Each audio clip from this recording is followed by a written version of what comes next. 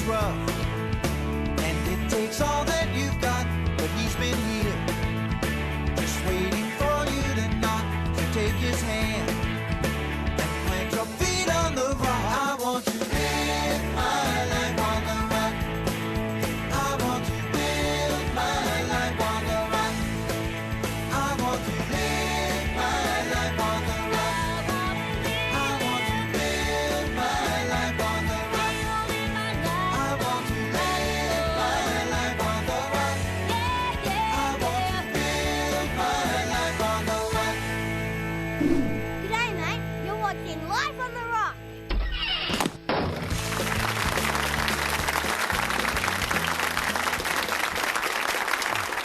Hi, welcome to Life on the Rock, and tonight we have three women from the Silent No More campaign. This organization is made up of men and women who have regret their abortions and are speaking out against it and speaking and involved in the pro-life movement. Welcome, Doug. Good to see you. You too, Father. It's Feast of the Epiphany. Yes. I thought I wanted to draw something in this opening segment from the Gospel of Life, encyclical written by John Paul II. And he speaks about this issue, about women's special role in promoting the culture of life. And he speaks of a new feminism, that it needs to occur, which rejects the temptation of imitating models of male domination. And he goes on to speak of how women bring, with their own particular gifts and charisms, a very important aspect of the pro-life movement. He says, "You all are called to bear witness to the meaning of genuine love, of that gift of self and of that acceptance of others, which are present in a special way in the relationship of husband and wife, but which ought also to be at the heart of every other interpersonal relationship. The experience of motherhood makes you acutely aware of the other person, at the same time confers on you a particular task." And he goes on to say that women first learn and then teach to others that human relations are authentic if they are open to accepting the other person, a person who is recognized and loved because of the dignity which comes from being a person and not from other considerations such as usefulness, strength, intelligence, beauty, or health. And he goes on to say that, the women who have had abortions, this is a tragic mistake, but he says, do not give in to discouragement, do not lose hope. He said, ask forgiveness from your child who is now living with the Lord. He says, with the friendly and expert help and advice of other people, and as a result of your own painful experience, you can be among the most eloquent defenders of everyone's right to life. Those women who have had abortions and have regretted them. So those are strong words, a strong contribution that they can make to the pro-life movement. And we're seeing that today in these different organizations. Absolutely. And the whole pro-life abortion battle is one of the most serious. It's right up there with contraception, right up there with divorce, pornography. These are major tentacles of demonic fight that take place. That the claws and fangs. Not to be over dramatic here, but I don't think you can be when you're talking about something as diabolical as this. And we're going to be discussing that tonight with these ladies about what the information or lack thereof that is out there in our society that undermines the dignity of life, that undermines the dignity of each person. And this type of writing from the Pope, the successor to St. Peter, this type of writing is powerful. These are words, them's fighting words. Fighting words. They are. Them's fighting words. To get us on track, to remind us of what this is all about. This isn't just, made a mistake, bad decision. This is about life, and this is about doing everything we can to be part of this fight, because there's much at stake. We've got to wake up, and that's what I love when the Pope writes, when the popes write about things in that manner. Yeah, and he closes the encyclical by talking about how that Mary thus helps the Church to realize that life is always at the center of the great struggle between good and evil, between light and darkness. That this is always at the center. That that the devil, Satan, obviously hates the child, hates that gift of life that God gives to us and wants to tear that apart. So we have to defend life, be sensitive, and the women, we're going to have on tonight, and women in general have a special, eloquent voice in today's culture. And what we find today, too, is that I find the secular world seems like it's more apt to listen to women speaking out against abortion. We see that in the San Francisco Walk for Life every year. Their theme is that abortion hurts women, and that they're saying, this has been our experience and this is the way we see it. So we hope to hear some of these voices tonight, and our guest tonight is Silent No More. We have some women from that campaign, so we're going to take a short break, and we'll be back in just a minute.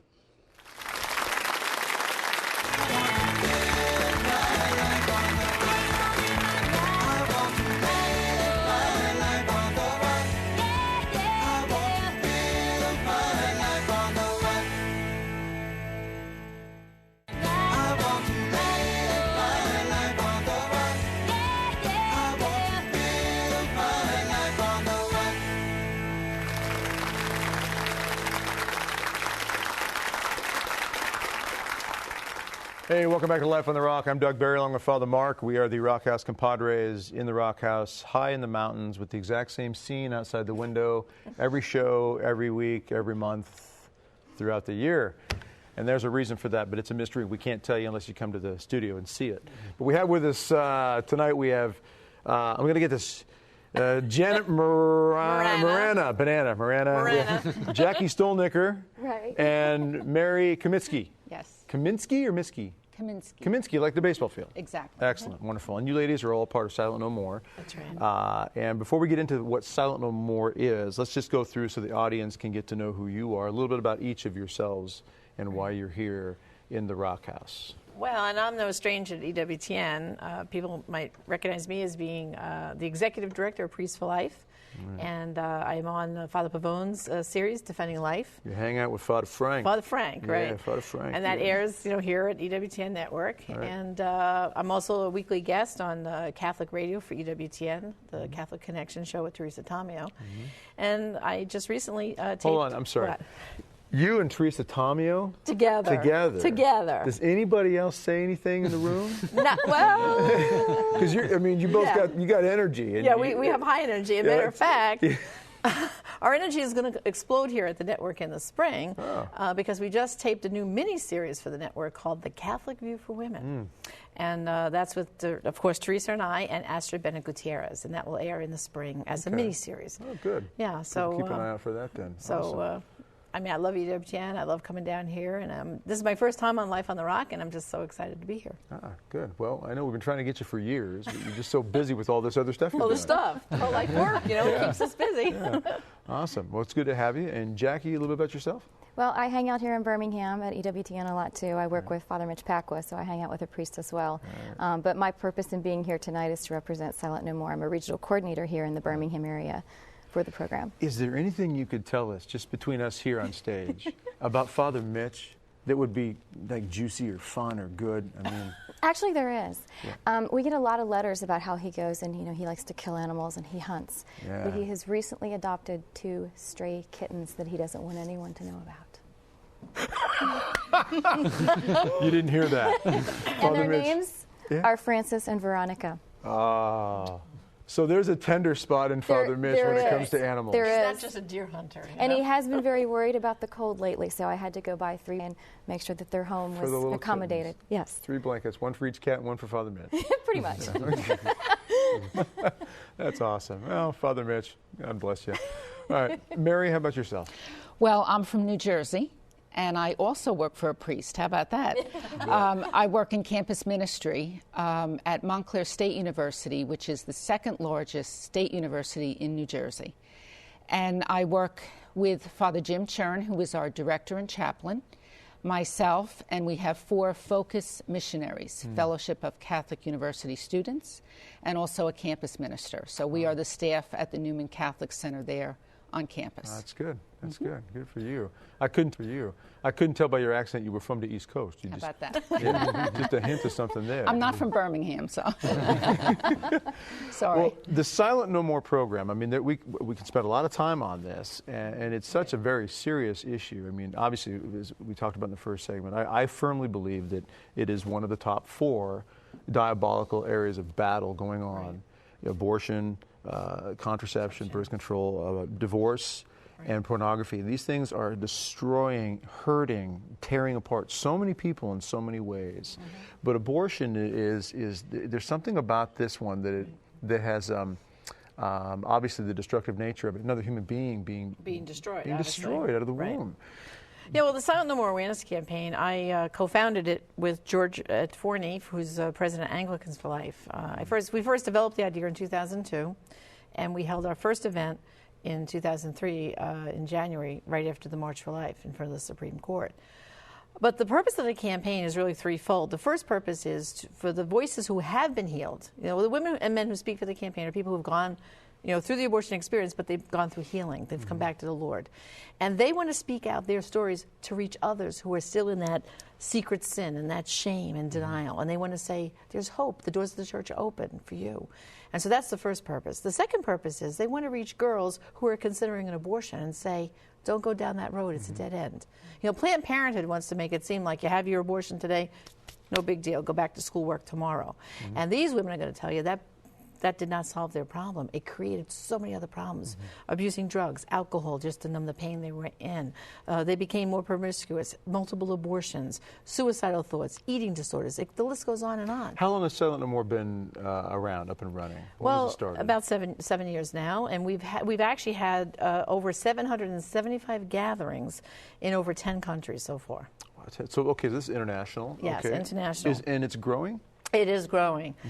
We get, I would say, over 100 men or women registering on the campaign website, which is silentnomoreawareness.org, registering their regret, wanting to give their testimonies. We have the largest collection of abortion testimonies on our website. I encourage anyone to just go up there and read those stories. If you think you're pro-choice or you know someone in your family who's pro-choice, challenge them to read those testimonies. Listen to the voices of experience. You know, it's one thing to talk about abortion with a lot of rhetoric, but these are the voices of experience, and that trumps rhetoric. Wow. You know? Jacquie, a little bit about your past. I mean, you've been through an abortion. I have. Yeah, can you tell us that story? Sure. It'll be 23 years ago in January. I was in love with a guy. I thought he was going to be the guy that I spent the rest of my life with. We were participating in sex outside of marriage. I became pregnant, told him, and he basically said to me, well, we need to get rid of it. There was very little discussion. He talked me into an abortion. The day he drove me to the abortion clinic, there was a gun underneath of the seat of the car, and he said to me, it's your life or the child's life, and if you don't do something about the child's life, I'll take care of you. I went in, was given the song and dance that we have a... I'm sorry, hold on here. Yes. So here's a man Yes. saying to a woman that he has so, heroically in his mind, Right.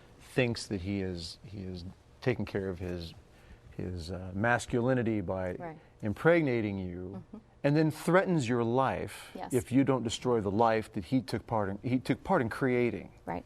All right. That's right. I just want to establish that very clearly. Yeah. Notice this is not freedom of choice, right? No, it isn't. Yeah. And this is the stuff that aggravates me to no end, you know, when it comes to men. Is that so many men are cowards when it comes to this. We have this false idea of masculinity, this false idea of manly strength and quality.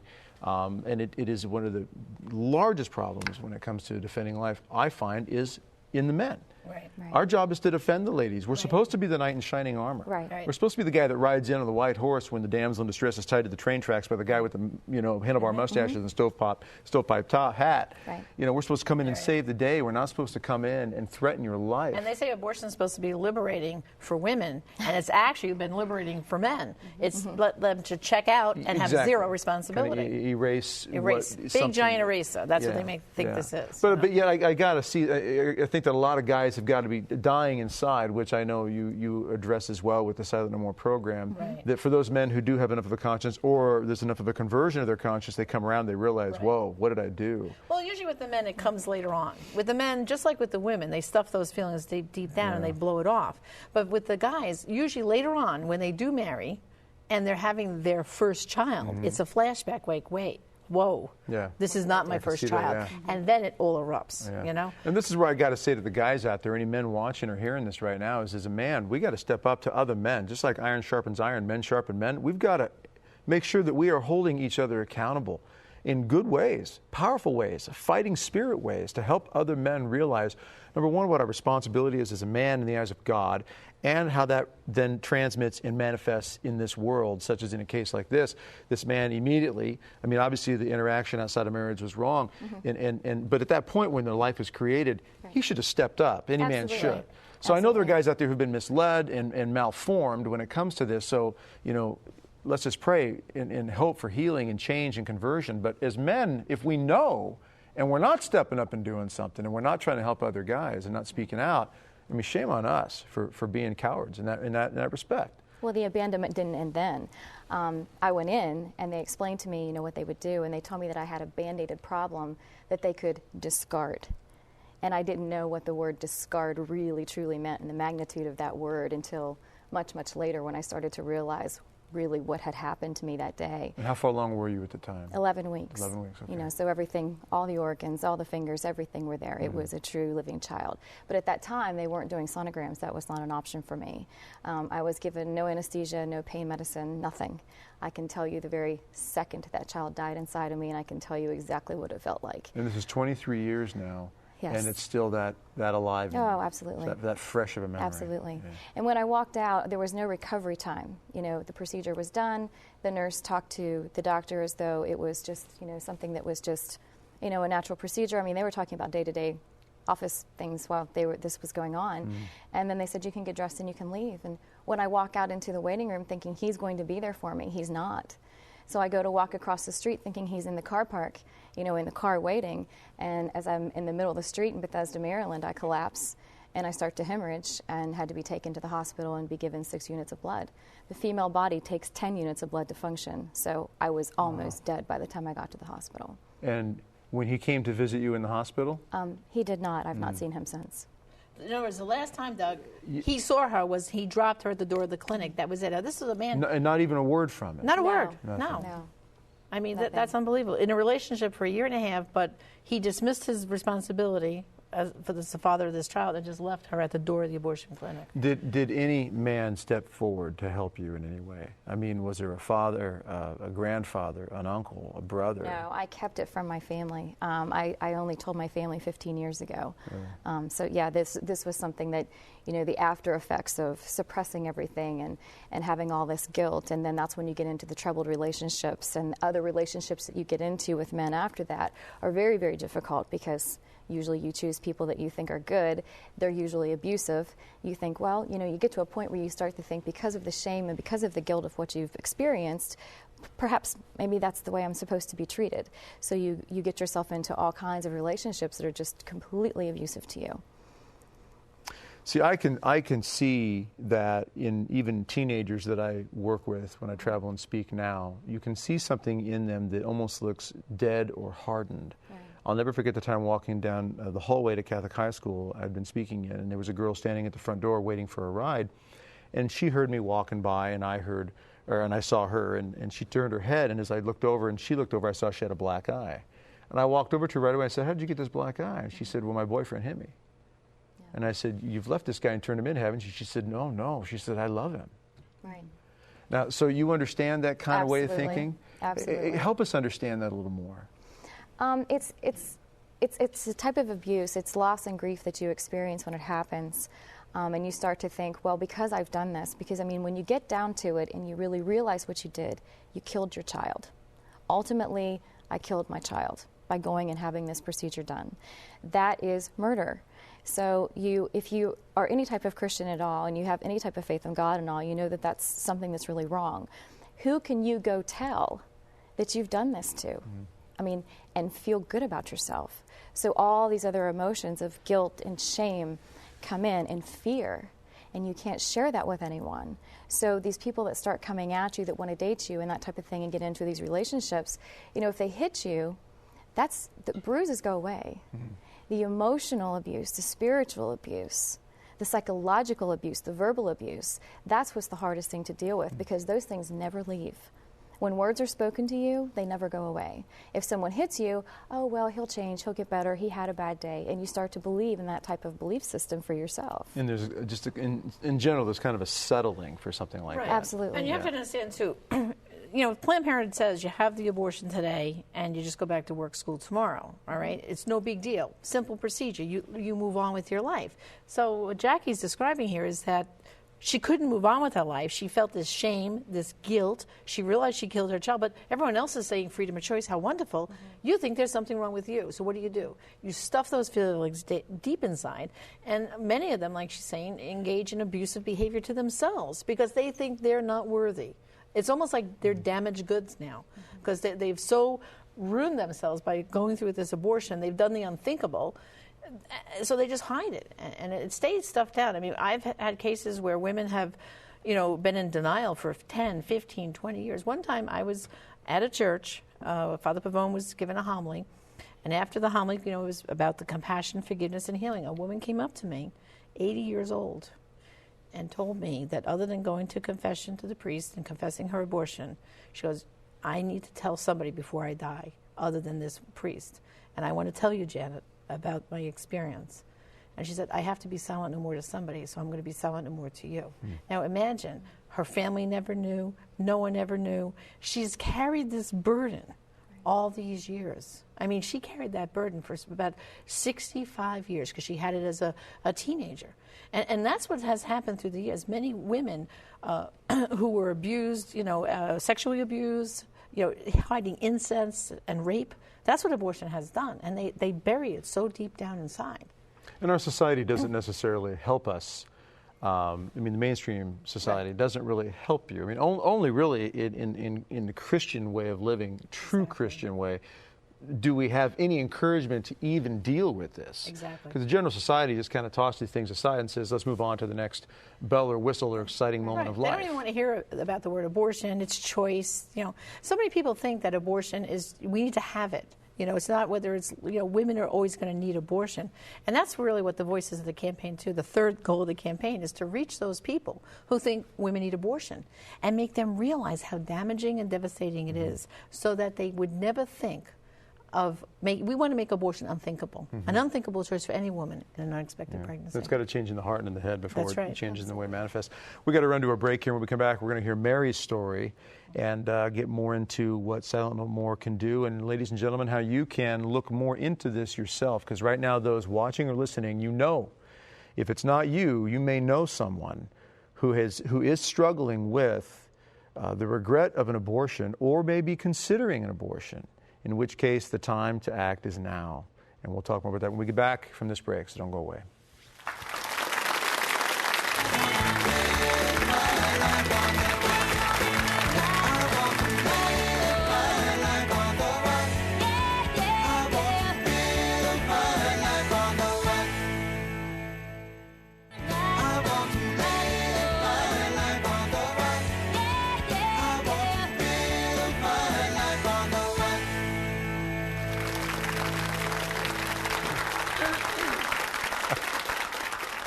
Welcome back, ladies and gentlemen. Doug Barry here along with Father Mark, your Rock House compadres. Life on the Rock tonight, very special show, the Silent No More campaign, which is about men and women both in regret of abortion. And we have with us 3 ladies who have been fighting this fight and been involved in it. And we heard in the last segment, Jackie, your story, and devastating, again, where are the men? Where's the truth, the proper support and dignity of life?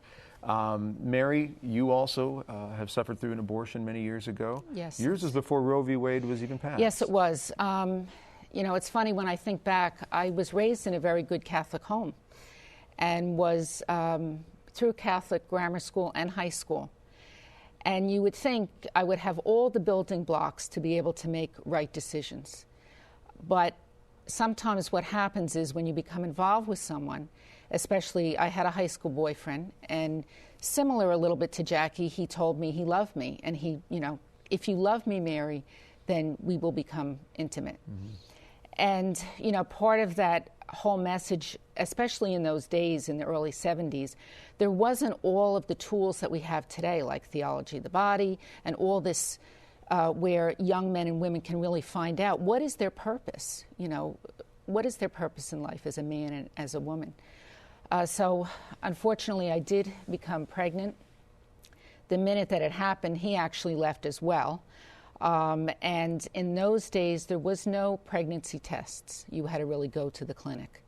And that was a Planned Parenthood. And that's really where the lies began. And I know even going in there, when I was examined by the doctor, it was that whole line of glob of cell and tissue. And they're still telling women that today. I mean, that line is still going on when we have 3 and 4D ultrasound. And the doctor said, you have one solution. Never mentioned adoption. Told me not to tell my parents. And that was really abortion. And that was 1972. And what they were trying to do, I was in a Planned Parenthood clinic in New Jersey, was get us over to New York where it was legal, but you had to be 18 years old. I was 17 at the time. So the doctor said to me, it's going to be a simple procedure. It's going to last, not long. You will have no regrets, and you can go on and go to college and do all the things that, you want to do, but don't tell anybody. Start with the secret. So I did. I took the doctor's advice because I also thought that someone in the medical profession would have the utmost concern for me as a young woman. That's how I was taught. And went in. It's kind of like trusting the government. Right. Sorry. I did go to the clinic that day, and I remember sitting in the waiting room. And again, it was filled with women, and some were crying and looked very uncomfortable. And I thought to myself, gee, how can anybody, this is supposed to be a simple procedure. And during that time as well, I was actually on the Upper East Side of Manhattan in a clinic that was owned and operated by Dr. Bernard Nathanson.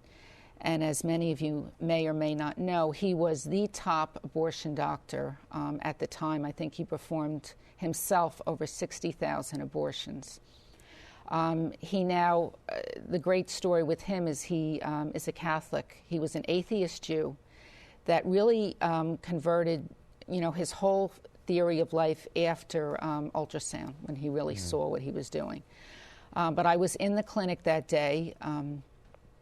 They really don't give you any medical information at all, at least they did not at the time, except where the money was. That's a big thing, and you hear this constantly with women. How much money? Give me the money. Not what's your blood pressure, are you allergic to anything, will any of this be detrimental to your health? And the procedure was never explained to me at all. Like Jacquie, I was a little bit past her. I was about 13 weeks, had no idea at all when the doctor had examined me in New Jersey. And when you go through a procedure like this, it's probably the most demeaning, violent act that can be put upon a woman. There is nothing, they talk about choice and a woman's right, okay? If people really understood what abortion is, it is so anti-women. It's anti-child, anti-family, anti-men, it's everything. And as I lay on the table that day, I knew at that moment when they were starting the procedure that I should not be there. This was not going to be a simple act.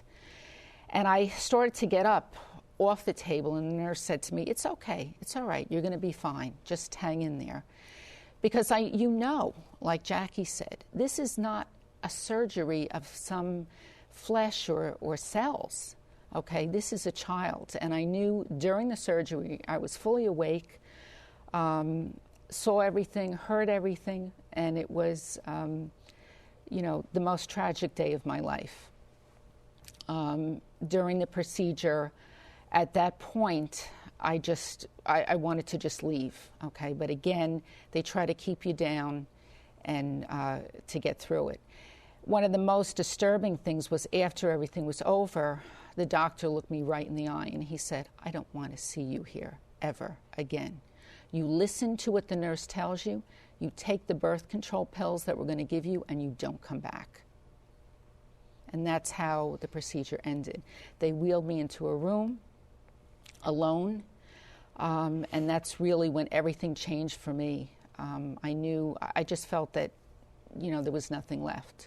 I was emotionally dead, I was physically a wreck, and I was also spiritually dead.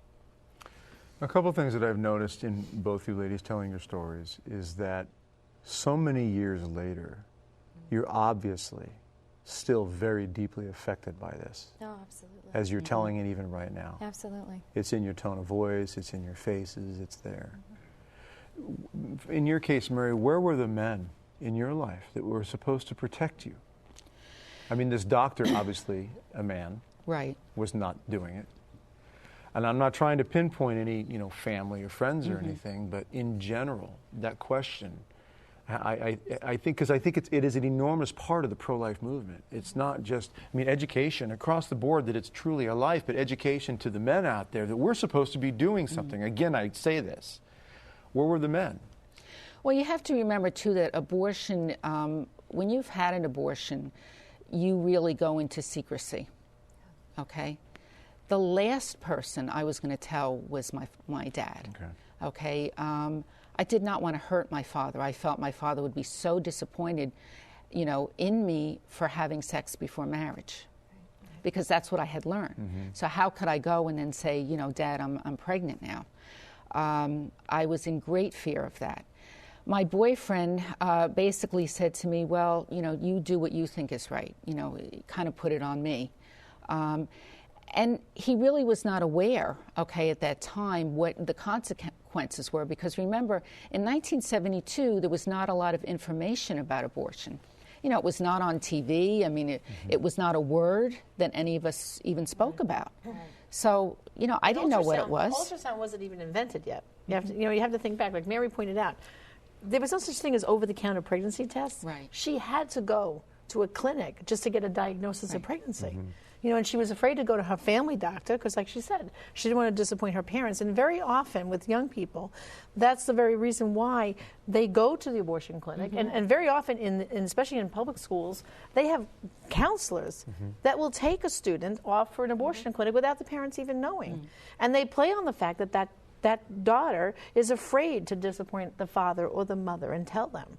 So on that point, then, ladies, what recommendation would you give to parents, especially to fathers out there, to kind of help establish with their kids that, yes, sweetheart, while I hope and pray you never go this route, if you ever do, or if something, heaven forbid, ever happens in outside the order of God's design of things, I am there for you. What advice do you give to men, then, you ladies, both of you? I would say that's extremely important. A lot of times what we see when women have abortion is there's a missing link in the father-daughter relationship. A lot of times the father is not present in the woman's life, or sometimes he's there physically but not emotionally. Okay? And girls, even though you may think they're close to their mothers, they are, but they need the father as the guiding hand, the person that's going to be there for them and direct them, and care for them as their father. So I think that's very important. I always look at, a story that my friend tells me of when his now son-in-law came to him to ask for the hand of his daughter in marriage. And he said, I'd like to take you to dinner. Let's go get a steak. Man thing, right? Go get a steak. And they're sitting there, and he says, I'd like to ask for your daughter's hand in marriage. And short version of the story is he looked at him and he said, look, God gave her to me, and I've cared for her and protected her all her life. And my biggest concern is that she goes to heaven one day, but that she has a good, safe life in this world too. That's been my job. You are now asking to take that job upon yourself. Are you man enough to care for her soul and for her life in this world? And he put it to that man, and the man had to look at him in the eyes and say, yes, I am. And he said, I believe you are. And he gave him permission to marry her. And I think that's the kind of father, that I think a lot of you ladies, who are suffering this kind of pain are really missing. That's the ideal kind of father. But unfortunately, in this society, we don't have a lot of dads like that, unfortunately. And part of it, and even moms too, where they talk to their daughters, part of the problem is, Doug, we have parents, for the most part, who are out there working 2 jobs. They come home. It's almost like they're absentee parents. And then you bring divorce into it, and you bring the contraceptive mentality and the pornography mentality, and you've got this whole recipe for just destruction across the board. There's a whole society that realizes that if you make a mistake, it could always be corrected. Just dispose of the somehow. Yeah, they think this abortion again is like a giant eraser. Right. Just like erasing a bad relationship with a divorce or what have you. Father? Well, we know all these problems, though God's grace abounds all the more. And I know these different groups have risen up, like Rachel's Vineyards and things that you have, especially women ministering to women. Can you talk about that aspect, how women have had abortion, how they have a special to help other women? Well, both Jackie and Mary have gone through Rachel's Vineyard. As a matter of fact, Mary and I served on a Rachel's Vineyard team together in New York. And, nothing is more powerful than, the women and even men. I mean, lately I haven't even heard of a Rachel's Vineyard retreat where there hasn't been also at least one man on the retreat, or couples even making the retreat together. And what it is, I think what happens on that retreat is you're by yourself thinking, my life is so horrible. I did such an unspeakable thing. But then you're listening to other people, and it's almost like you're feeling compassion for that other woman and saying, oh, I'm not alone. And you're listening to her story. And it's almost like a bonding goes on that retreat weekend. When you say, Mary, and it's not that you stay girlfriends or anything, but there's a dynamic that happens, because there's also living scriptures that are done on those retreats. So it's unpacking God's word, becomes alive for them. They realize that God is not against them, but He's for them. And that, with the companionship of other people who've gone through that same wound of abortion together, they make that healing journey together and unpack that grief together. What would you all say, too, about, this is a minute left, but about accepting God's forgiveness? Say a woman out there said, I can't forgive myself, I can't even accept God's forgiveness. What's your advice to them? That's one of the things that happens at Rachel's Vineyard. Father Mark was one of the spiritual directors on my Rachel's Vineyard weekend, and that very first exercise that we did, that was when I realized that God had truly forgiven me, and now the rest of it was up for me to forgive myself. And that's one of the most powerful things I think that happens on Rachel's Vineyard too, with that bonding with the other men and women who've been through it as well, is not only do you realize you're not alone, but God does love you. God does have mercy and forgiveness. And if God can forgive you, then you can learn to forgive yourself. Right. And this is something that obviously those who have been through experiences can speak so in a particular way, so powerfully to, that it is necessary then to come out and speak about this, as Silent No More has done. Right. Trying to say to the world, this problem is not going to go away. It's only going to get worse if we don't speak out and take our experiences and bring them forth to the world. Ladies and gentlemen, we've got to run to a quick break here. We're back with another segment with these wonderful ladies and this great work, Silent No More. So don't go away. We're back right after this.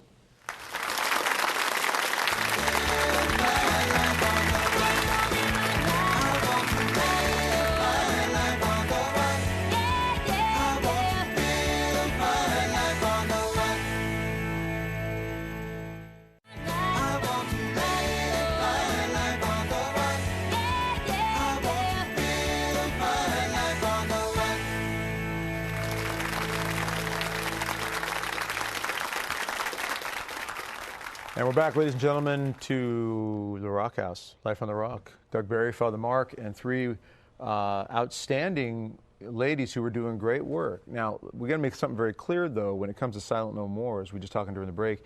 If people want to contact Silent No More, but do not feel as though they're ready to be public about this, that's not necessarily going to happen. Exactly. Explain why, and to what degree Silent No More can help someone. Exactly. Well, first of all, our website, which is silentnomoreawareness.org.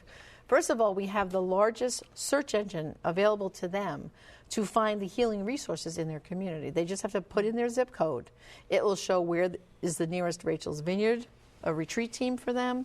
It will show them what pregnancy centers have a post-abortion healing outreach out of that pregnancy center, and it will also show them if there are any Christian counselors there who know how to deal with post-abortion grief. Because you just can't go to any old counselor. They all don't know how to deal with abortion. Matter of fact, unfortunately, in the psychology and psychiatric community, by and large, they medicate people and they don't even want to hear about abortion. So this is a great resource, because zip code in, and you can see where are the healing resources right there in your community. Are you saying, once again, to be facetious here, that we cannot trust, just in general, the medical community and psychiatric community? Right, exactly. I mean, I hate to sound that way, but I mean, it's Exactly. like Ronald Reagan saying, the most dangerous words, or someone knocks on the door and says, "I'm from the government, I'm here to help." Right. I mean, dangerous words. And you're right. I mean, the medical community, the psychiatric community, I mean, they just, you have to be very careful. It's like a minefield out there who you end up with. So you need to be with a counselor resources who are found recognizes here. it, who recognizes, like Dr. Teresa Burke, who wrote Forbidden Grief. You have to be with someone who recognizes that abortion is a psychological trauma and can help deal with you in counseling. So we have that search engine there on our Silent No More Awareness website. But then for those who have gone through healing and maybe they don't feel called to speak publicly, we have a mechanism where they can register their regret. Okay, a woman, I regret my abortion. A man, I regretless fatherhood, anonymously. Meaning they don't have to leave their name. We just ask them to put the first name or initial and their state. We want their state or country, because this is international. So that for the women that are speaking, like for Jacquie, she's from Alabama, Mary's from New Jersey, well, we can get the statistics of how many regret, and then when she speaks, she can say, I am just one of fill in the blank number of women from Alabama who also regret their abortion. Well, that sounds more powerful than just Jacquie getting up and speaking. Right. So we're asking men and women, if you've had an abortion and you've been healed by that abortion and you do regret it, even if you're never going to join the campaign or speak publicly, you can add more power to the voices who are. And Mary, this is something where if someone even goes to the website, is that not even a first step in healing for them? Definitely. Like I said, there is many, many, many women and men too live in secret for years. It took me 25 years, to go for healing. That's a long time, It's a very long time. Mary has an interesting story that I think clergy should hear about how she shopped around. I did. And in fact, at the time, right before Rachel's Vineyard, it was Project Rachel, which is one-on-one counseling, with a priest. And that's the last person I wanted to go see. And the woman said to me, well, these are the Project Rachel priests, check them out, listen to them. And I actually went around to parishes and I listened to each one talk if they were safe enough, if I wanted to speak with their them. homilies, right, Doug. to see how they were. And then finally I did find a priest. That'll make you priests feel good, knowing that someone's in a congregation just taking notes. But seriously, though, what were you looking for? It was a gentleness or a mercy? Or? Yeah, I was looking for someone who, was not going to condemn me. And even though we all can realize that a priest would not do that, women watch exactly what they say. And a lot of times people say, well, I'm afraid to say anything. No, I want to hear something. But I want to hear you talk about God's love and mercy. And let's face it, there's consequences with sin. We know that it's not just, go in the confession booth and that's it. You live with this the rest of your life. Yeah, Father John Hardin, God rest his holy soul, said that God forgives, but nature punishes. Right. And that could even be, the psychological, the emotional. Now, Jacquie, I mean, the struggle, the battle, the psychological trauma that a woman goes through with abortion has been compared to post-traumatic stress disorder for soldiers. Absolutely. Speak to that if you can a bit. Well, I can. It's there's certain characteristics that go all the way across the board with loss and grief, and resentment and regret and anger. There's all stages of grief, and talk about being medicated. I had several doctors try to do that, and so as she shopped around for priests, I was shopping around for therapists thinking, well, I can go to a shrink and maybe they can help me. This was before I became Catholic. And my abortion is something that I went to confession before I even became Catholic, thinking that I wouldn't be able to become a Catholic if I didn't confess this. And one of the priests had said to me at that point, you need to go speak with someone very specific like Mary did. But they're very hard to find. And the other intricacy in that is you're talking to a man.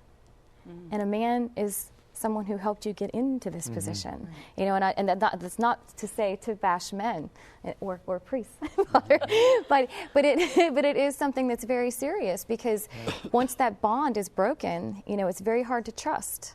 And you have to have the trust in that person again. And you go through all these things, like there's certain sounds that trigger you. When you hear certain names, when you hear certain places, when you drive past a certain place where this took place. I mean, these are all things that you have flashbacks. It's kind of the guilty by association. Absolutely. Certain associations of sound, smells, and other environmental aspects can can bring back that guilt or tie into something that was Absolutely, a and it traumatic takes you experience. right back to that very moment. Yeah. Right. You know, one of the things, to go back to the priest again, Father Mark, we're not going to let you guys off the hook. But the women will tell you, very often you hear priests say, well, they don't preach much about abortion because they're afraid of hurting the women in their pews, in their congregation who've had an abortion. And what the women can tell you is their silence does not interpret itself. So if you don't speak about abortion, at least preach that it is wrong, but preach the compassion and mercy and love of the Lord, even if you've had 1 abortion, 2, 3, 5, or 10. You can come and talk to me. You can come back to the Lord. They think you don't understand their pain. And it's actually more hurtful that you hear their nothing. silence is more hurtful. Right. So priests out there, And I preach about this. And I would say, as a father, I would say that can also be taken very seriously for us men who are husbands and fathers in the home. Right. When we do not speak up to certain things. There's a fantastic story of a father and a teenage daughter who were watching a TV show one day, and something came on the show that was immodest in some way, and neither of them did anything or said anything, and then the next show came on, and finally the father said something, and he said, "What did you think about what was in the show earlier, that particular scene?" Which, the fact that he even brought anything up was actually decent of him, was good. And she said, "Well, I was uncomfortable with it." And she said, "Well," and he said to his daughter, "Well, why didn't you change the channel?" And she turned to him and said, "I was waiting for you to do it." Wow. Just the fact that the father, if he stays silent, it almost shows a condoning of what's going on there. Exactly. And the dads need to be, we fathers need to realize what's going on in our society. We cannot remain silent to these issues when we know that our children are being bombarded from all these different sides with so many attacks.